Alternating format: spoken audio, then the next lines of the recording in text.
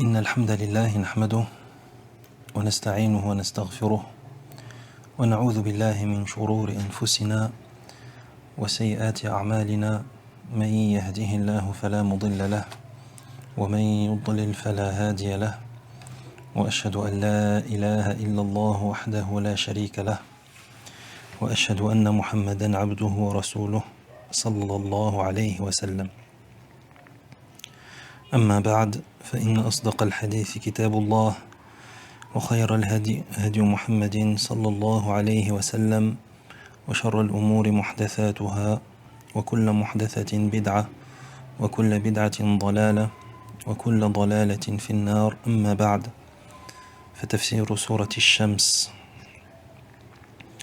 Le tafsir de la sourate Ash-Shams, le soleil, dans laquelle le Très-Haut dit Bismillahir Rahmanir Rahim والشمس وضحاها والقمر إذا تلاها والنهار إذا جلاها والليل إذا يغشاها والسماء وما بناها والأرض وما طحاها ونفس وما سواها فألهمها فجورها وتقواها قد أفلح من زكاها وقد خاب من دساها. Dans les 10 premiers versets de cette sourate, le Très-Haut dit dans la traduction des sens, après Bismillahir Rahmanir Rahim, par le soleil et sa lumière, par la lune quand elle lui succède, par le jour lorsqu'il éclaire, par la nuit lorsqu'elle le recouvre, par le ciel et son édification, par la terre et son étendue, par l'âme et celui qui l'a harmonieusement formé et qui lui a inspiré la connaissance du mal et du bien. Bienheureux celui qui la purifie et l'élève, et perdant celui qui la fourvoie et l'enfouit.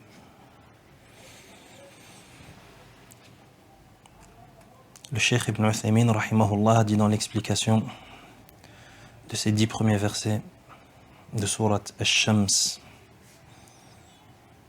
en passant directement au premier verset, étant donné que la basmala a déjà été expliquée précédemment, il dit rahimahullah qala ta'ala wash-shamsi wa duhaha aqsama Allah ta'ala bish-shamsi wa duhaha وهو ضوءها لما في ذلك من الآيات العظيمة الدالة على كمال قدرة الله سبحانه وتعالى وكمال علمه ورحمته.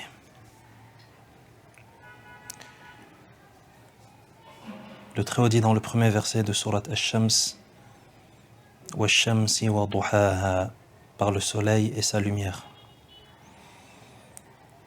Allah Azza wa Jal jure par le soleil et par sa lumière. وَضُحَاهَا وَهُوَ ضَوْءُهَا. Donc duhaha, ça fait référence à ad-daw, c'est-à-dire la lumière. Donc Allah jure par le soleil et sa lumière. Pourquoi? لما في ذلك من الآيات العظيمة الدالة على كمال قدرة الله سبحانه. Pourquoi? Car cela met en évidence les signes majeurs d'Allah subhanahu wa ta'ala qui viennent prouver et attester de son omnipotence azza wa jal. La raison pour laquelle Allah jure par le soleil et sa lumière, c'est que ça vient prouver et attester l'omnipotence d'Allah tabaraka wa ta'ala. Car le soleil et la lumière, effectivement, c'est un des grands signes d'Allah tabaraka wa ta'ala qui viennent prouver de sa parfaite omnipotence et de son omnipotence absolue, azza wa jal. Wa kamali ilmih, ainsi que de son omniscience et de sa miséricorde, wa rahmatih. Et le cheikh va expliquer, va détailler. Il dit فإن في هذه الشمس من الآيات ما لا يدركه بعض الناس Le cheikh dit rahimahullah que ce soleil, il s'y trouve de nombreux signes que beaucoup de gens, ou que certains, ce soleil possède de nombreux signes que certaines personnes ne perçoivent pas. C'est-à-dire que dans ce soleil et dans cette lumière qui est dégagée par ce soleil, il y a des signes d'Allah subhanahu wa ta'ala, des signes majeurs. Mais le cheikh dit que certaines personnes, certaines gens ne font pas attention à cela et ne perçoivent pas cela. فإذا طلعت الشمس فكم توفر على العالم من طاقة كهربائية. Le cheikh dit lorsque ce soleil se lève dans le début de la journée, au début de la journée, il dit quelle est l'énergie électrique qui est économisée dans le monde lorsque le soleil se lève. Le cheikh pose la question. Il dit توفر آلاف الملايين. Il n'y a pas de doute que ce sont des milliers de millions qui sont économisés lorsque le soleil se lève. لأنهم يستغنون بها عن هذه الطاقة. Pourquoi? Car lorsque le soleil se lève, l'être humain n'a plus besoin d'électricité par exemple afin de s'éclairer, étant donné qu'il y a une grosse lampe dans le ciel. وكم يحصل للأرض من حرارتها. Le cheikh continue et dit de même que cette chaleur qui vient et qui frappe la terre et dont la terre profite. ومن نضج الثمار وطيب الأشجار. De même que ce soleil permet aux fruits de mûrir et aux arbres de grandir. ما لا يعلمه إلا الله عز وجل. Ainsi que tous les autres bienfaits qui découlent de ce soleil, de sa lumière et de sa chaleur.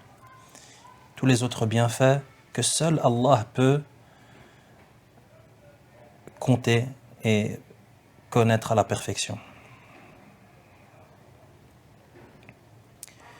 ويحصل فيها فوائد كثيرة لا أستطيع أن أعدها. Le cheikh dit qu'il existe énormément d'autres bienfaits liés au soleil et à sa lumière qui sont...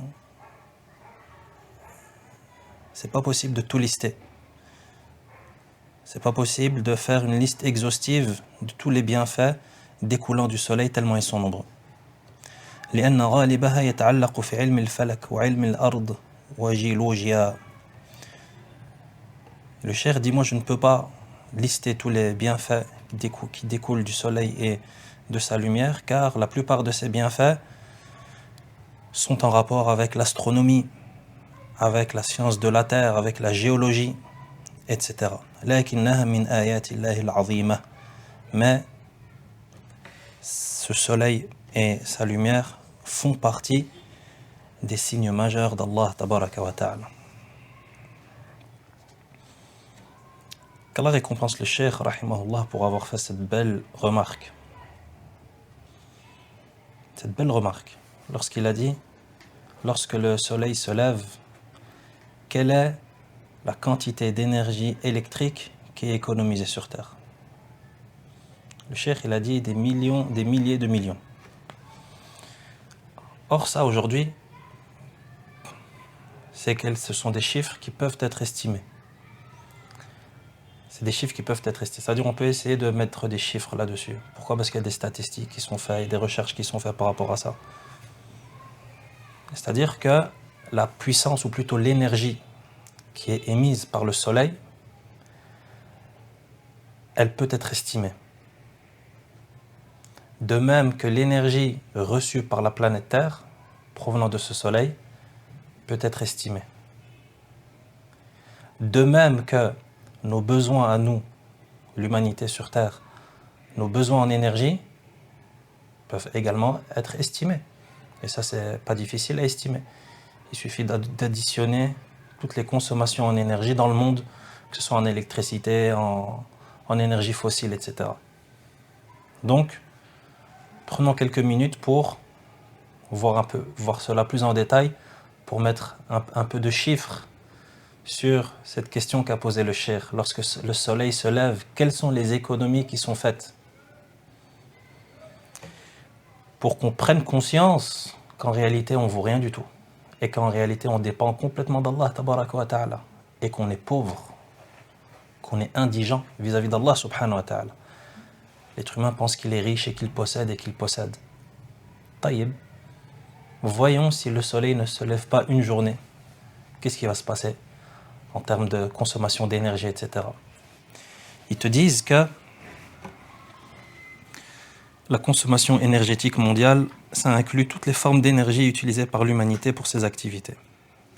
Et elle englobe plusieurs secteurs et types d'énergie, dont voici les principaux éléments. Donc voyons premièrement, l'humanité, qu'est-ce qu'elle consomme en énergie? Toute l'humanité, tous les habitants de la Terre, même les animaux. Ah, les animaux aussi, ça consomme de l'énergie.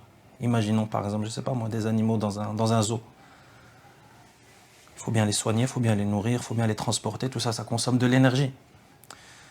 Donc ici, il te dit que la consommation énergétique mondiale, donc tout ce que le monde consomme en énergie, c'est quoi? Ça inclut toutes les formes d'énergie utilisées par l'humanité pour ses activités, quelles que soient ses activités. Et il dit ça englobe plusieurs secteurs et types d'énergie. Ça englobe plusieurs secteurs, comme il va le détailler, et ça concerne également plusieurs types d'énergie. Le cheikh ici, il a juste parlé de l'énergie électrique dans le tafsir, rahimahullah. Mais qu'il n'y a pas que l'électricité, si on élargit un peu le sujet. Il n'y a pas que l'électricité, il y a le pétrole, il y a le gaz, il y a l'énergie solaire, il y a l'énergie liée au vent avec les éoliennes, etc. Commençons par les différents secteurs de consommation. Il dit que la consommation énergétique mondiale est répartie entre plusieurs grands secteurs. Premièrement, le secteur industriel. Donc, ça veut dire toute l'énergie qui est consommée par le secteur industriel. Et ils estiment cela à 37%. C'est-à-dire que le secteur industriel dans le monde, c'est ce qui consomme le plus d'énergie. C'est quoi le secteur industriel? Ce sont les usines, c'est la production de biens, c'est la chimie, c'est la sidérurgie, c'est la cimenterie. Ce secteur, il dit, c'est un secteur qui est très énergivore, notamment en électricité, en gaz naturel et en charbon. Donc, toutes les énergies consommées par le secteur industriel, ça équivaut plus ou moins à 37% de la consommation énergétique mondiale. Donc, c'est ce qui consomme le plus, l'industrie. Après, il te dit, il y a le secteur des transports, c'est plus ou moins 30%. Le secteur des transports, c'est quoi? C'est les voitures, les camions, les avions, les trains, les navires.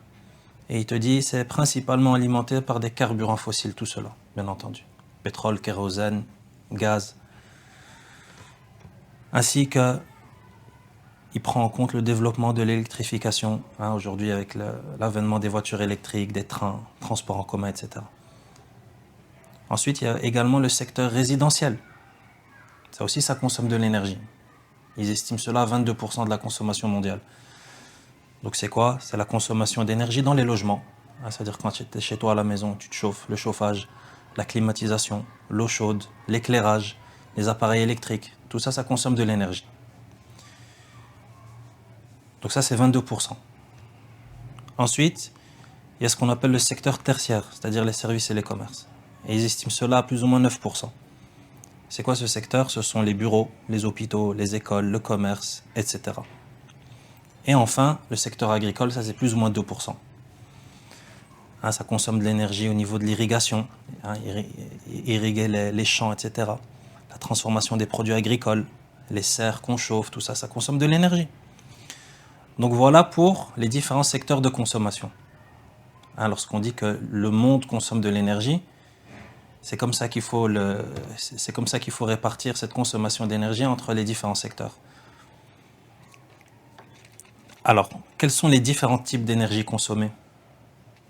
Il te dit plus de 80%. Donc maintenant, on a vu c'est quoi les différents secteurs concernés par la consommation d'énergie. C'est quoi les énergies qui sont consommées?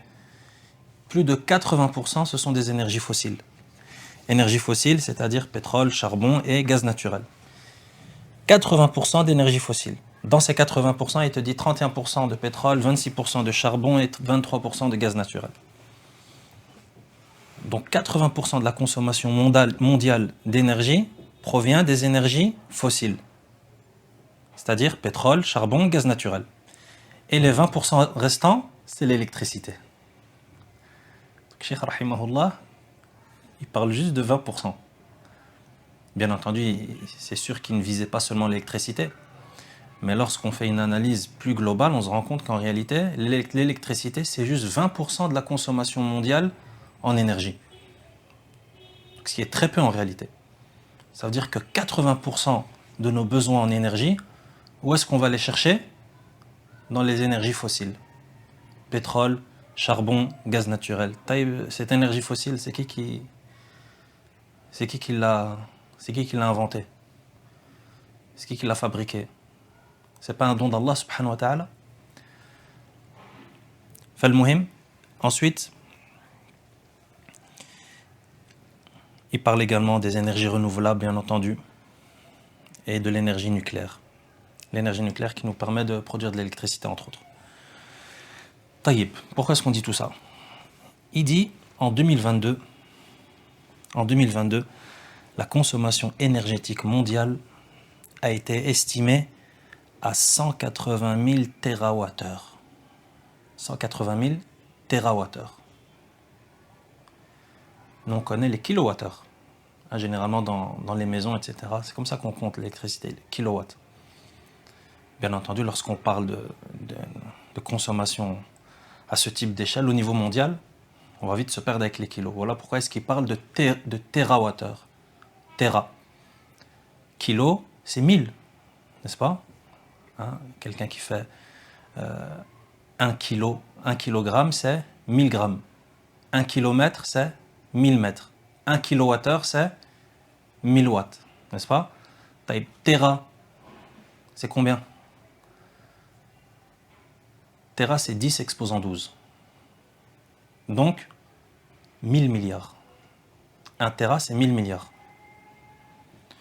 La consommation énergétique mondiale, c'est-à-dire ce que le monde consomme, bien entendu en une année, ici l'année 2022, ce que le monde consomme en énergie, avec tous les secteurs qui ont été détaillés, industriel, résidentiel, agricole, etc. Ce que le monde consomme en énergie en une année, c'est combien? 180 000 térawattheures. Donc, 180 000 milliards de kilowattheures.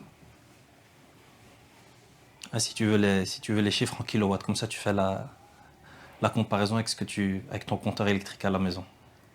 180 000 milliards de kilowattheures. Ça, c'est ce que l'être humain, l'humanité, c'est ce que la planète Terre consomme en énergie, en une année. Taïb. Et le soleil dans tout ça? Il dit, le soleil émet une puissance d'environ 174 000 térawattheures par jour. 174 000 térawattheures par année, par jour.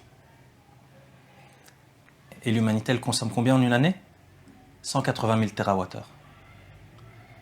Donc ce qu'on consomme en une année sur cette planète, c'est ce que le soleil, il émet en une journée. Il dit, le soleil émet une puissance d'environ 174 000 térawattheures par jour vers la Terre, soit environ 10 000 fois la consommation énergétique mondiale. Donc ce que le soleil il émet en un jour vers la Terre, c'est 10 000 fois la consommation énergétique mondiale. Donc c'est ce dont on a besoin une année. Une partie de cette, bien entendu, l'énergie qui est reçue par la Terre, il y a une partie qui est absorbée par les océans, etc. Une partie qui est rejetée dans l'espace. Mais si on veut voir les choses encore plus claires, si on n'a pas l'habitude avec les chiffres, etc., il dit l'énergie solaire reçue par la Terre en une heure seulement pourrait couvrir les besoins de l'humanité pendant une année entière. Et ça, c'est le résumé, c'est la comparaison et l'image la plus simple à retenir. Ce qu'on consomme, nous, en une année, donc les 180 000 térawattheures, le soleil, lui, il nous l'envoie en une heure. Hein, comme ça, on comprend, on arrive à mettre quelques chiffres un peu sur ce que nous a dit Cheikh, là, rahimahullah. Lorsque le soleil se lève, quelles sont les économies qui sont faites? L'énergie solaire reçue par la Terre en 1 heure seulement pourrait couvrir les besoins de l'humanité pendant une année entière. Tout ce qu'on consomme en énergie durant une année sur cette planète pourrait être couvert par l'énergie reçue sur la Terre de la part du Soleil en 1 heure seulement, 60 minutes. Et le plus fou dans tout cela, c'est que là on parle de l'énergie reçue par la Terre. Ça veut dire, est-ce que le Soleil, il émet que ça comme énergie? Non. Là, ce qu'on parle dans l'énergie qu'on reçoit en 1 heure par le Soleil, c'est-à-dire c'est l'énergie qui arrive vers la Terre. Parce que le Soleil, il ne rayonne pas que vers la Terre.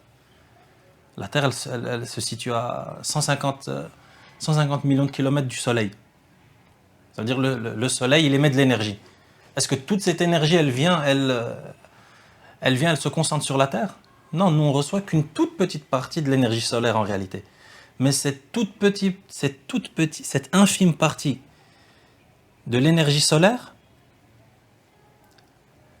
qu'on reçoit en 1 heure, ça pourrait couvrir nos besoins en énergie d'une année complète. À votre avis, c'est quoi la proportion d'énergie qu'on reçoit sur Terre par rapport à l'énergie qui est émise par le Soleil? Étant donné qu'on se trouve à 150 millions de kilomètres du Soleil. 150 millions de kilomètres. Imagine 150 millions de kilomètres. Et la Terre à côté du Soleil, elle est insignifiante. Et c'est quoi, à votre avis, la proportion? 10 exposant au moins un chiffre. En pourcent, on dit en pourcent. Proportion, c'est plus simple en pourcentage. Moi j'avais dit moins d'1%. C'est-à-dire 0,0 quelque chose, non? combien de zéros? Ça, je insignifiant quoi. Qu'est-ce que tu en penses? Là, on est vraiment bas. Hein.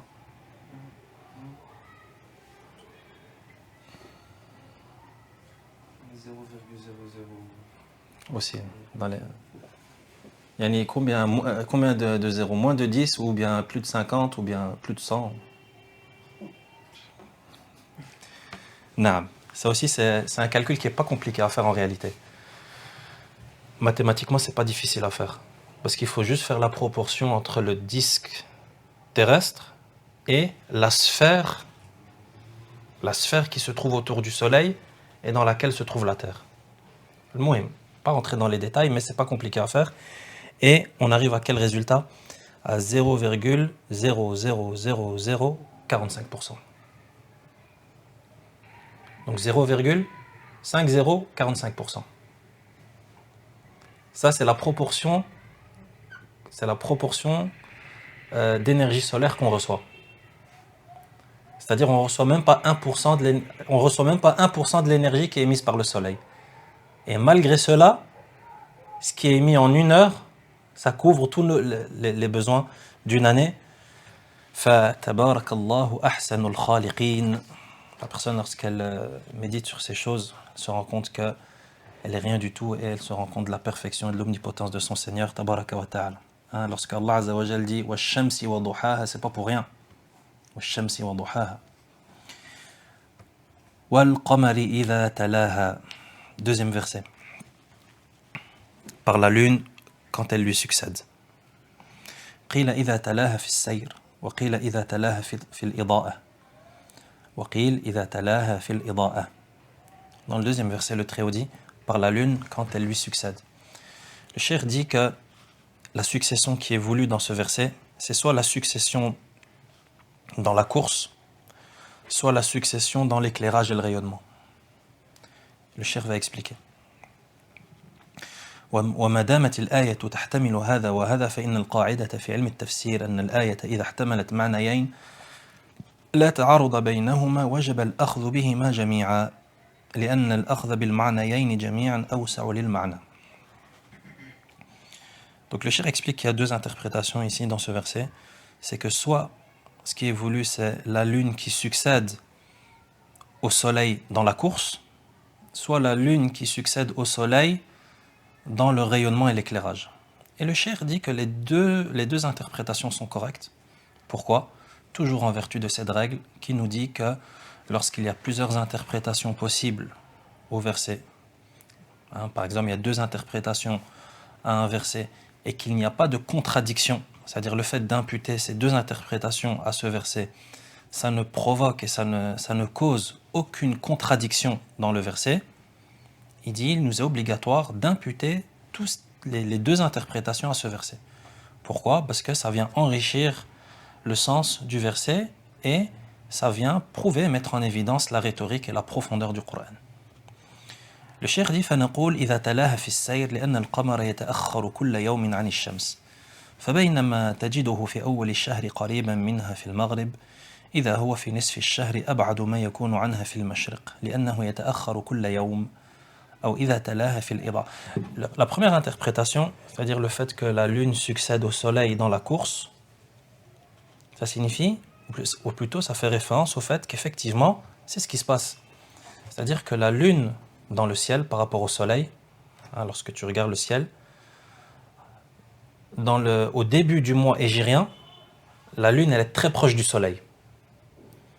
Contrairement à la moitié du mois hégirien. Donc lorsque la lune elle est pleine, les jours de pleine lune, elle est à l'opposé du soleil. Et la deuxième moitié, elle retourne vers le soleil. Donc le cheikh dit que ça c'est une des interprétations de ce verset. C'est-à-dire que la lune succède au soleil. Succède, c'est-à-dire que de jour en jour, elle s'écarte de plus en plus. Elle est derrière lui. Elle est derrière le soleil. Et il y a de plus en plus de distance entre eux. Ça c'est une des interprétations. La deuxième interprétation, il dit rahimahullah أو إذا تلاها في الإضاءة لأنها إذا غابت بدأ ضوء القمر لا سيما في الربع الثاني إلى نهاية الربع الثالث فإن ضوء القمر يكون بينا واضحا يعني إذا مضى 7 أيام إلى أن يبقى 7 أيام يكون الضوء قويا فإن ضوء القمر يكون بينا واضحا يعني إذا مضى 7 أيام إلى أن يبقى 7 أيام يكون الضوء قويا وأما في السبع الأولى والأخيرة فهو ضعيف. La deuxième interprétation du verset, c'est la succession de la lune au soleil par rapport à l'éclairage et au rayonnement. C'est-à-dire que la lumière de la lune succède à la lumière du soleil. Et ça, c'est facilement compréhensible. Pourquoi? Parce que la lumière de la lune, elle vient après la lumière du soleil.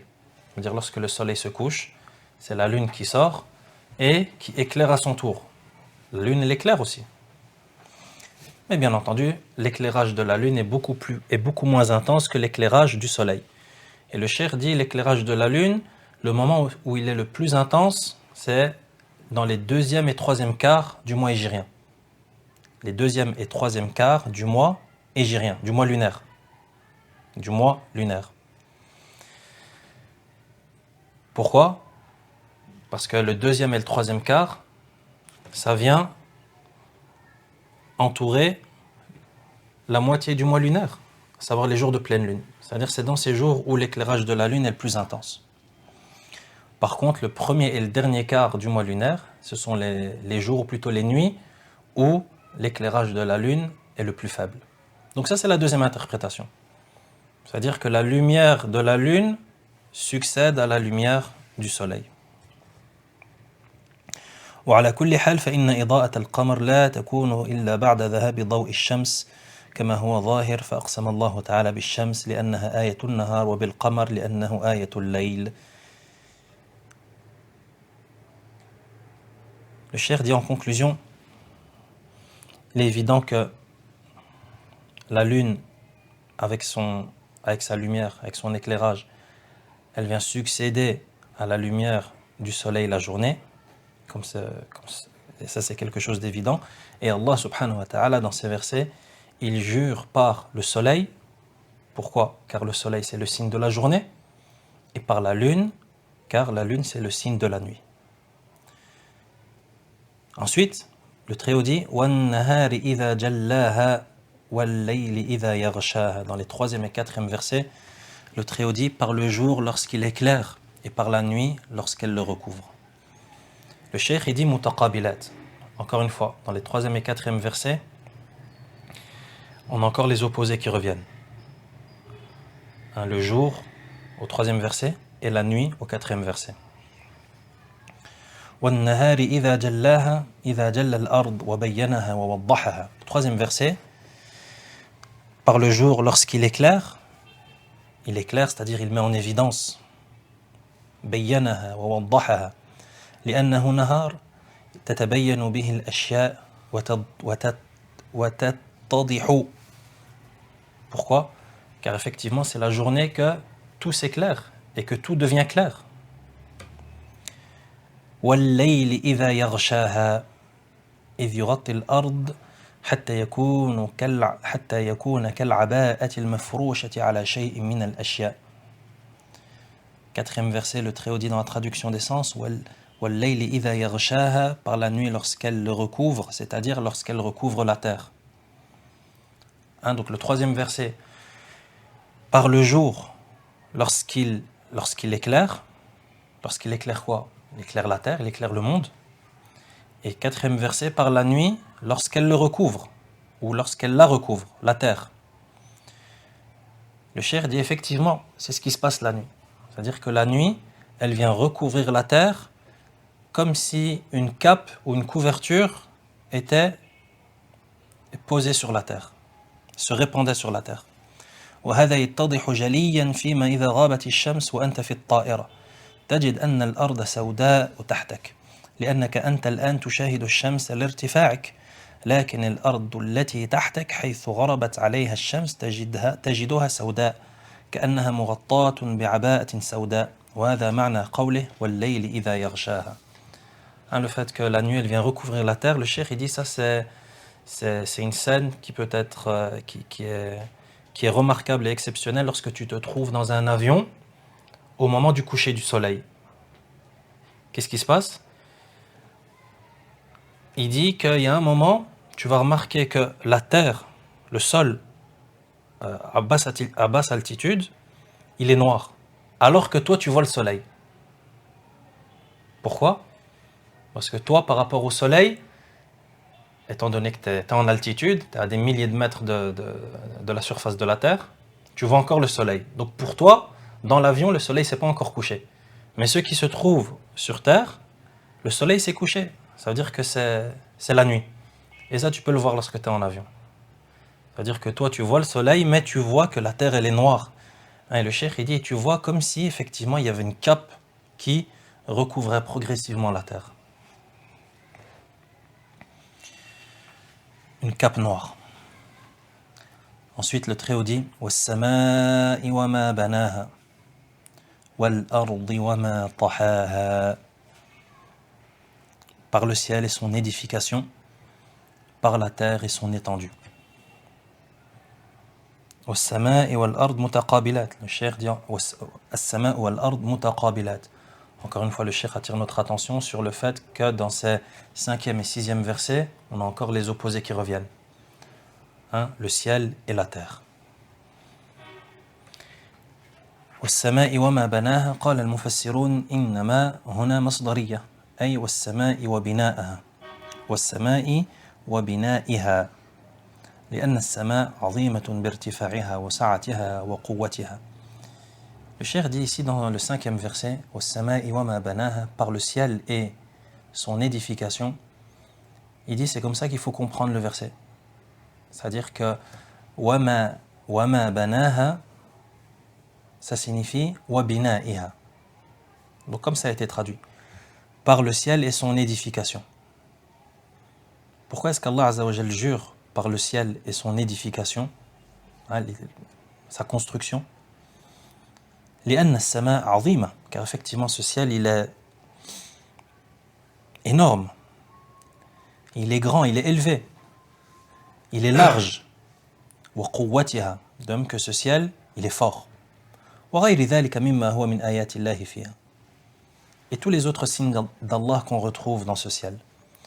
وكذلك بناؤها بناء محكما. Il dit c'est pareil pour l'édification de ce ciel. Donc ce ciel non seulement il est large, il est élevé, etc. Mais en plus de ça, son édification, c'est une édification qui est parfaite. Comme Allah Azza wa Jal fait allusion ou parle de cela dans les versets 3 et 4 de sourate Al-Mulk, la royauté. Il dit Ta'ala, Ma tara fi khalqi ar-Rahmani min tafawut. Tu ne vois dans la création du miséricordieux aucune disproportion, aucune discordance. Farji'il basara hal tara min futur. Et reporte une nouvelle fois ton regard, relance ton regard. Hal tara min futur. Est-ce que tu vois une fissure? Subhanallah, est-ce que tu vois une fissure dans le ciel? Alors que prends le plus beau, l'immeuble le plus luxueux et le plus incroyable qui a été construit par l'homme. Et l'immeuble le plus grand, ou le plus long, ou le plus cher, ou le plus robuste, dis ce que tu veux, le plus technologique. Est-ce que tu vas y trouver une fissure? Non, à coup sûr, tu vas y trouver une fissure. Tu vas y trouver des problèmes, tu vas y trouver de l'humidité, tu vas y trouver des guêpes qui sont venus faire leur nid. Al-Muhim, tu vas trouver des défauts. Pourquoi? Parce que c'est comme ça. Est-ce que le ciel, tu as déjà trouvé une fissure dans le ciel? Est-ce que tu as déjà trouvé un défaut un jour? Tu te réveilles le matin, tu dis le ciel aujourd'hui il a tel défaut. Il y a une brique qui est mal placée là, il faut venir remettre du ciment. On dirait que le ciel là il penche plus là. Est-ce que tu y vois une fissure?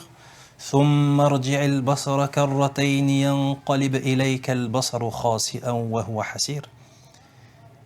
Et ensuite le Très-Haut dit dans le verset qui suit de Sourate Al-Mulk, et regarde encore et encore. ينقلب إليك البصر, et ton regard reviendra à toi encore plus incapable de trouver un défaut et encore plus harassé. Donc quoi que tu fasses, tu ne trouveras jamais de défaut dans l'édification d'Allah subhanahu wa ta'ala de ce ciel. وَالْأَرْضِ وَمَا طَحَاهَا. 6e verset. Par la terre et son étendue. يعني الأرض وما سواها حتى كانت مستوية. C'est-à-dire la terre et le fait qu'Allah subhanahu wa ta'ala ait parfaitement aplani et nivelé cette terre. حتى كانت ليست لينة جدا وليست قوية صلبة جدا. Allah subhanahu wa ta'ala a tellement bien créé cette terre, il l'a tellement bien nivelée, que cette terre sur laquelle on vit, elle n'est pas extrêmement molle, tout comme elle n'est pas extrêmement dure, mais le juste milieu entre les deux. هي مناسبة للخلق على حسب ما تقوم به حوائجهم. C'est-à-dire qu'Allah subhanahu wa ta'ala a créé cette terre d'une manière qu'elle convient parfaitement à nos besoins. Pourquoi? Car si la terre elle était trop molle, comme des sables mouvants par exemple, on n'aurait pas pu vivre sur cette terre. De même que si la terre elle était trop dure, on n'aurait pas pu y vivre. T'imagines toute la terre en marbre par exemple, ou bien dure comme du fer, on aurait pu vivre. Comment est-ce qu'on aurait fait pour cultiver? Comment est-ce que des fleuves auraient pu couler, etc. هذا من نعمة الله تعالى علينا على عباده أن سوى لهم الأرض. Et donc ça c'est un des bienfaits majeurs d'Allah sur ses serviteurs, le fait qu'il ait parfaitement nivelé cette terre. وجعلها بين اللين والخشونة إلا في مواضع لكن هذا القليل لا يحكم به على الكثير. De même que parmi ses bienfaits majeurs sur ses serviteurs, c'est qu'Allah a fait de cette terre le juste milieu entre le trop de souplesse et le trop de dureté. C'est-à-dire le juste milieu. Même si la souplesse et la dureté existent aussi. C'est-à-dire qu'on a des endroits sur terre où il y a du sable, où il y a des sables mouvants, etc. Tout comme on a sur terre des endroits où la terre est extrêmement solide, extrêmement dure. Mais bien entendu, ce sont des exceptions. Et ces endroits ont besoin aussi que la terre soit comme ça à cet endroit. Par sagesse divine. وَنَفْسٍ وَمَا سَوَّاهَا. Verset suivant. Par l'âme et celui qui l'a harmonieusement formé. نفس هنا وإن كانت واحدة لكن المراد العموم يعني كل نفس. Bien que le mot âme dans ce verset ait été mentionné au singulier, ce qui est voulu c'est le pluriel, c'est-à-dire les âmes. c'est-à-dire le type d'âme. وَمَا سَوَّاهَا يعني سَوَّاهَا خِلْقَةً وَسَوَّاهَا فِطْرَةً. Par l'âme est celui qui l'a harmonieusement formé, tant au niveau de la création physique qu'au niveau de sa nature, tant sur la forme que sur le fond. سواها خلقة حيث خلق كل شيء على الوجه الذي يناسبه ويناسب حاله. Effectivement, Allah a parfaitement bien et a harmonieusement formé et créé toute créature, si bien que la forme de toute créature lui convient parfaitement et convient parfaitement à sa condition, c'est-à-dire qu'il nous a créé, nous, êtres humains, de cette manière. Pourquoi ? Parce que c'est cette forme qui nous convient et qui convient à notre condition et qui convient à notre situation. De même qu'il a créé certains animaux qui marchent à quatre pattes. Pourquoi ? Parce que ça leur convient parfaitement et ils ont besoin de vivre de cette manière. Comme il y a certains animaux qui rampent sur leur ventre. Pourquoi ? Parce que ça convient parfaitement, encore une fois, à leur situation. Comme il y a d'autres animaux qui nagent sous l'eau. Comme il y a d'autres animaux qui volent dans le ciel, etc., etc. Donc Allah Azza wa Jalla a donné la forme parfaite et la forme qui convient parfaitement à chaque type de création. Subhanah. قال الله تعالى الذي أعطى كل شيء خلقه ثم هدى. Le verset 50 de Sourate Taha parle de cela. Lorsqu'il dit le Très-Haut, celui qui a donné الذي أعطى كل شيء خلقه, celui qui a donné à toute chose sa création, c'est-à-dire la création qui lui convient. ثم هدى, et ensuite l'a guidé, c'est-à-dire هداه لمصلحة, أي هداه لمصالحه, et qu'il a ensuite guidé, c'est-à-dire l'a guidé vers ses intérêts. Par exemple, lorsque le veau descend, lorsqu'une vache met bas un veau, par exemple, ou peu importe, lorsqu'un animal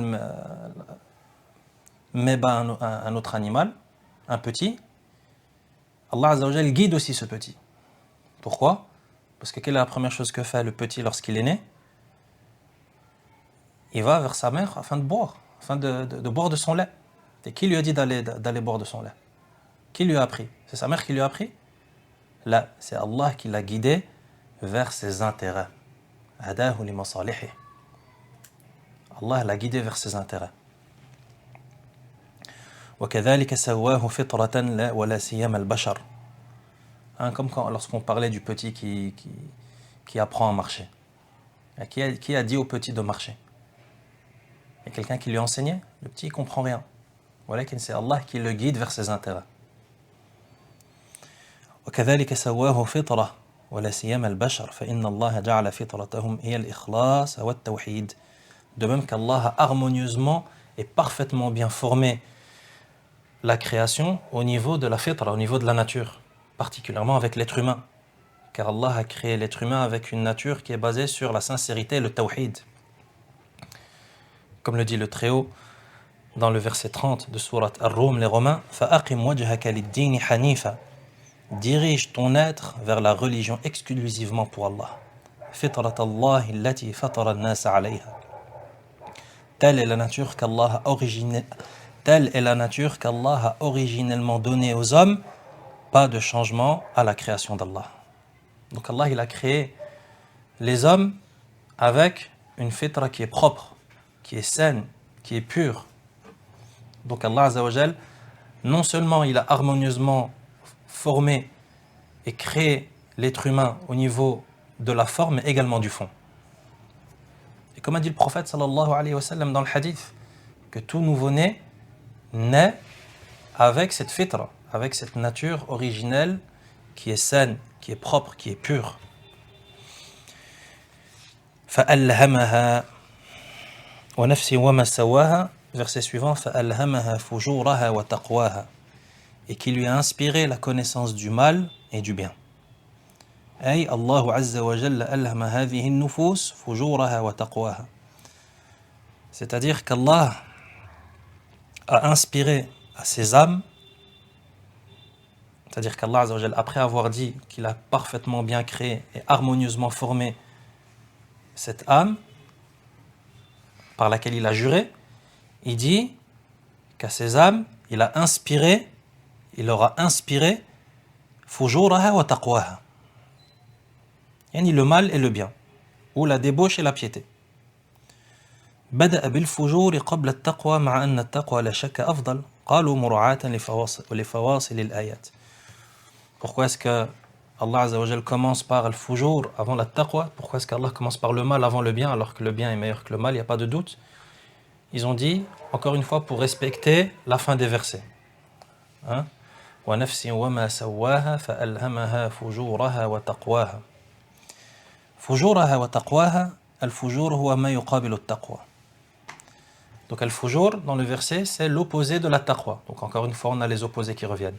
Le al-fujur et at-taqwa. Wat-taqwa ta'atullah.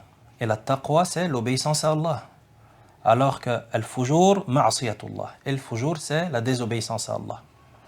فَكُلُّ عَاصٍ فَهُوَ فَاجِرٌ. Voilà pourquoi toute personne désobéissante, tout désobéissant à Allah, c'est un fajir. وإن كان الفاجر خص عرفا بأنه من ليس بعفيف. Le cheikh dit même si en réalité le mot fajir dans l'usage courant qu'on en a, il fait référence à la personne qui n'est pas chaste, donc la personne qui commet certains types de péchés. لكن هو شرعا يعم كل من خرج عن طاعة الله عز وجل. Mais il dit au niveau de la législation, en réalité al-fajir ça inclut toute personne qui sort de l'obéissance à Allah. كما قال تعالى كلا إن كتاب الفجار لفي سجين. Comme Allah dit dans le 7e verset de sourate Al-Mutaffifin que les livres de Al-Fujjar, donc le pluriel de Fajr, sera dans Sijjin. Et ce qui évolue ici par Al-Fujjar, ce sont Al-Kuffar, les mécréants. Donc ça c'est une preuve que le mot il est plus large en réalité que cet usage spécifique du mot fajir, à savoir celui qui n'est pas chaste. En réalité, le sens il est plus large. وإلهامها تقواها هو الموافق للفطرة.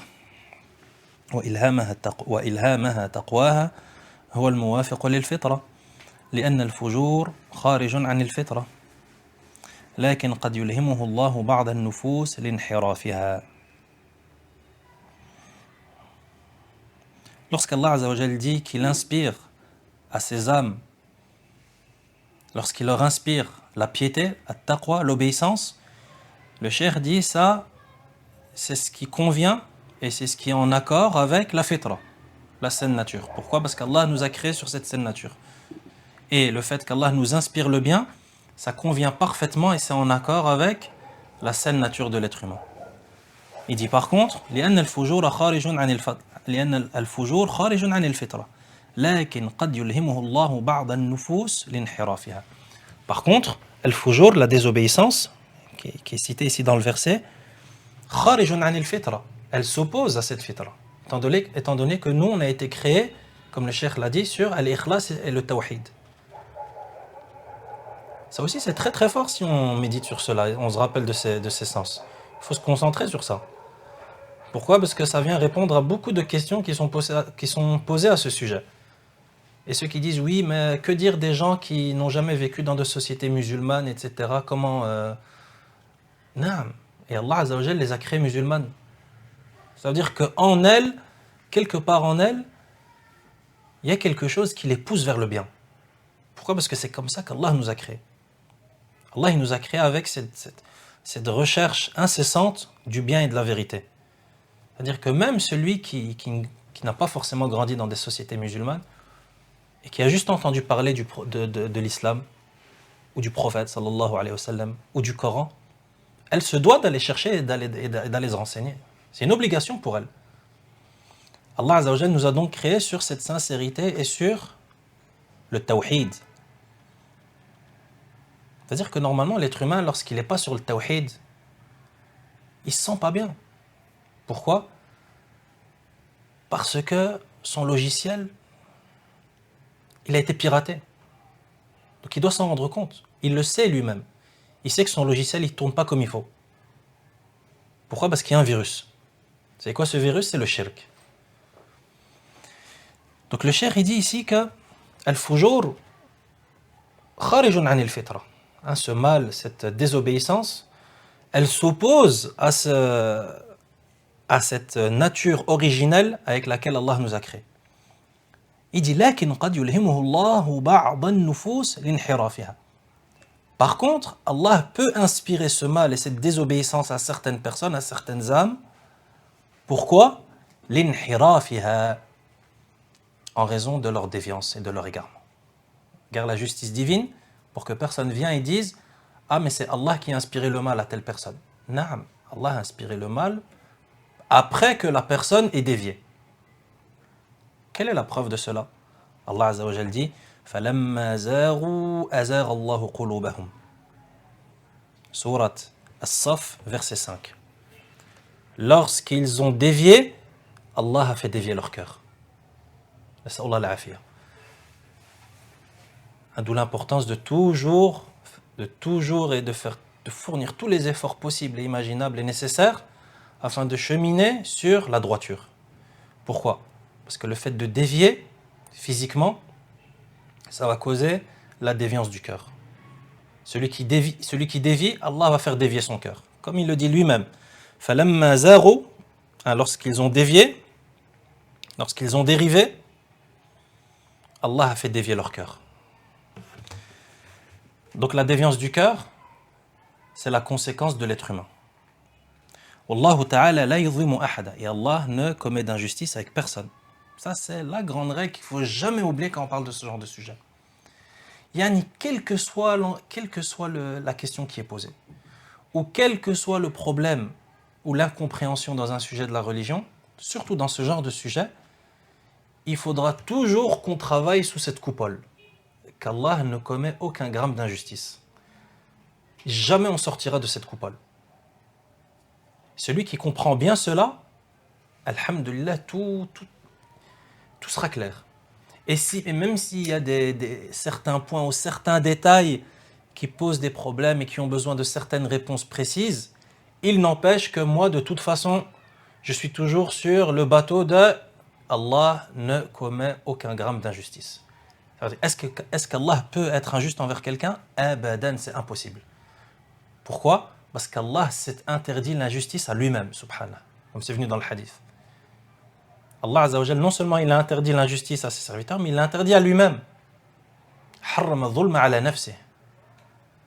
إن الله حرم الظلم على نفسه وجعله بين عباده محرما.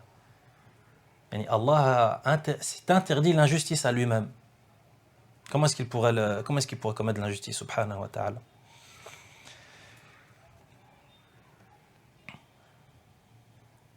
ولكن من علم منه أنه لا يريد الحق أزاغ الله قلبه. Donc Allah ne commet aucune injustice, mais celui dont Allah sait qu'il ne veut pas la vérité, أزاغ الله قلبه. Cette phrase, tu peux l'écrire en rouge et tu peux la souligner autant de fois que tu veux. لكن من علم منه أنه لا يريد الحق أزاغ الله قلبه. Une phrase incroyable. Celui dont Allah sait qu'il ne veut pas la vérité, il fait dévier son cœur. Ça vient apporter des réponses à énormément de questions. Et ça rejoint des versets qui ont déjà été cités précédemment. Comme lorsqu'Allah Azza wa Jal nous parle dans le Coran du fait que si Allah savait qu'ils veulent le bien, la asma'ahum. Il leur aurait fait entendre et profiter de ce Coran. Walakin eux, ils veulent pas. Donc Allah met un voile. Donc Allah fait dévier les cœurs. Et à l'inverse aussi. Si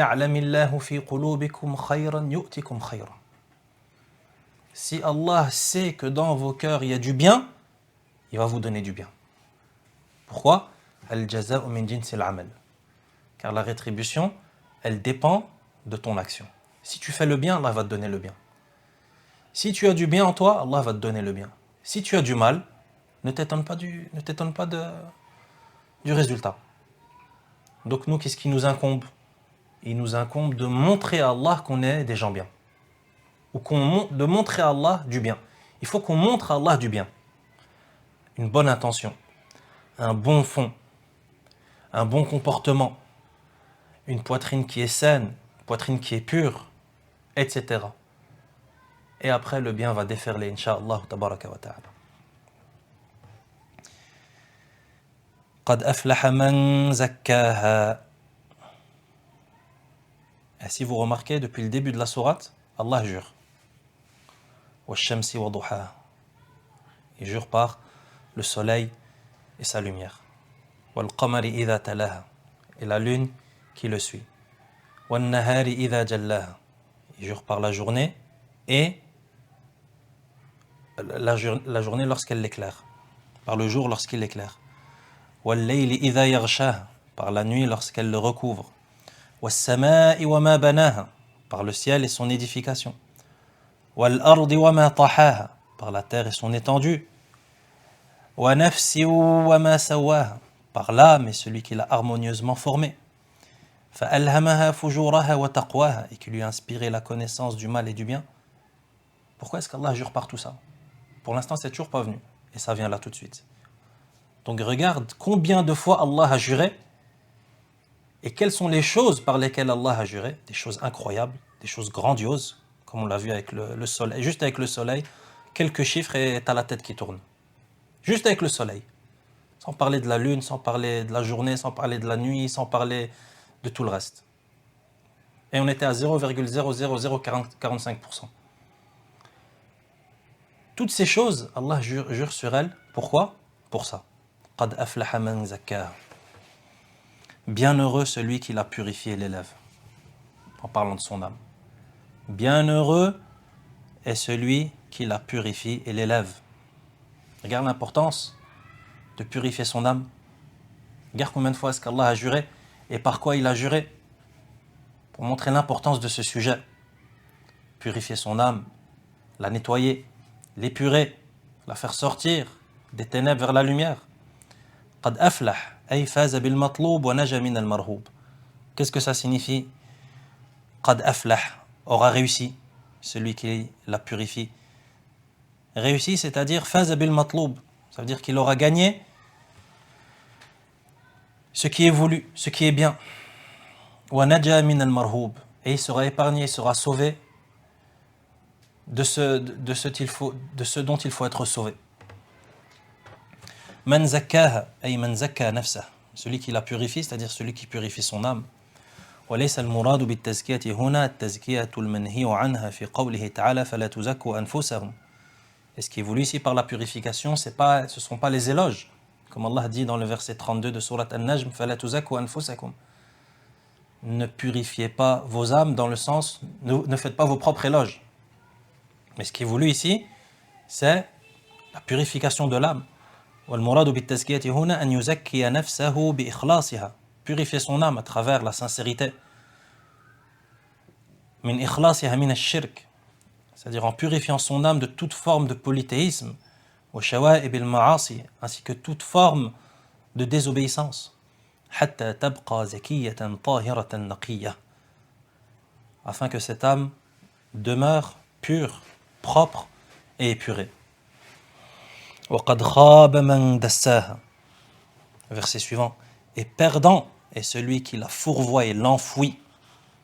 أي من أرداها في المهالك والمعاصي. C'est-à-dire celui qui précipite son âme. De la même manière que tu précipites quelque chose dans un puits, tu jettes quelque chose d'une falaise. Il dit celui qui précipite son âme في المهالك والمعاصي. À la perdition et dans les actes de désobéissance. Pourquoi? Parce que le fait de désobéir à Allah et de ne pas purifier son âme, et le fait de sombrer dans la désobéissance à Allah, qu'est-ce que ça provoque? Ça provoque un enfouissement. C'est le terme qui a été utilisé par Allah. وَمَنْ دَسَّاهَا. C'est qui le malheureux et le perdant? C'est celui qui dassaha. Donc, littéralement, il enfouit son âme. Il l'enfouit dans les bas degrés. Pourquoi? Parce que la désobéissance, c'est ça que ça cause. Ça cause la petitesse, le rétrécissement de l'âme. le fait que ça devient une âme qui est insignifiante. L'imam Ibn al-Qayyim, rahimahullah, il nous avait parlé de ça dans Da' wa Dawa, que les péchés, ça fait que la personne, elle s'enfuit, elle descend dans les degrés, comme si elle s'enfuissait sous terre. Et l'imam Ibn al-Qayyim, rahimahullah, il avait fait le parallèle avec le fait que la personne, c'est pour cela que lorsqu'elle commet des péchés, elle s'écarte, elle s'isole. Ça rejoint cette idée d'enfouissement, comme si elle était enfouie sous terre.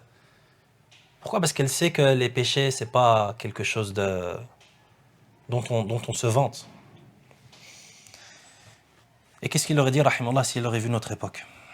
Des gens qui se filment et qui se photographient en train de faire des péchés. Nas'Allah al-afiyata wassalam. وهذا يحتاج إلى دعاء الله سبحانه أن يثبت الإنسان على طاعته. Et bien entendu, le cheikh dit que cela, c'est-à-dire purifier son âme et ne pas l'enfouir, ça demande l'invocation d'Allah. L'invocation d'Allah afin que l'être humain se maintienne sur l'obéissance à Allah. Et qu'Allah Azza wa Jal le maintienne et lui permette d'avoir la parole ferme et la bonne fin de vie avant de le rencontrer. فعليك دائما أن تسأل الله الثبات والعلم النافع. Voilà pourquoi il était obligatoire de constamment demander à Allah الثبات, c'est-à-dire le maintien, والعلم النافع, ainsi que le savoir bénéfique, والعمل الصالح, et les actes vertueux. فإن الله تعالى يقول وإذا سألك عبادي عني فإني قريب, car Allah Azza wa Jal dit dans le verset 186 de Surat Al-Baqarah, et si mes serviteurs te questionnent à propos de moi, فإني قريب, je suis proche. أجيب دعوة الداعي إذا دعان, j'exauce l'invocation de celui qui m'invoque lorsqu'il m'invoque. فليستجيبوا لي, qu'ils répondent donc à mon appel, وليؤمنوا بي, et qu'ils croient en moi, لعلهم يرشدون, afin qu'ils soient bien guidés. Et entre parenthèses, ce verset de Surat Al-Baqarah, il est venu entre les versets du jeûne, entre les versets en rapport avec le mois de Ramadan et son jeûne, etc. dans Surat Al-Baqarah. Et les savants expliquent qu'une des sagesses à cela, c'est que durant le mois de Ramadan, les invocations sont exaucées. C'est la raison pour laquelle Allah a mentionné ce verset entre les versets en rapport avec le jeûne du mois de Ramadan. Qu'Allah subhanahu wa ta'ala, nas'Allah subhanahu wa ta'ala, yu'inana ala dhikrihi wa shukrihi wa husni ibadatihi, وأن يثبتنا في الدنيا والآخرة, وأن يثبتنا بالقول الثابت في الحياة الدنيا وفي الآخرة, وأن يوفقنا جميعا للعلم النافع والعمل الصالح. وصلى الله وسلم على نبينا محمد وعلى آله وأصحابه أجمعين.